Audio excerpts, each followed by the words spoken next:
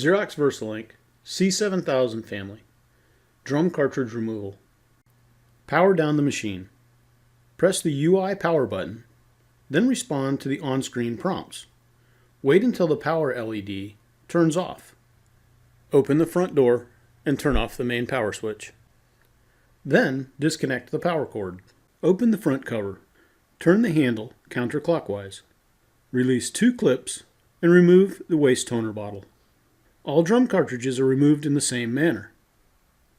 Turn the lever of the desired color clockwise. Remove the thumb screw and remove the drum cartridge. The replacement is the reverse of the removal procedure.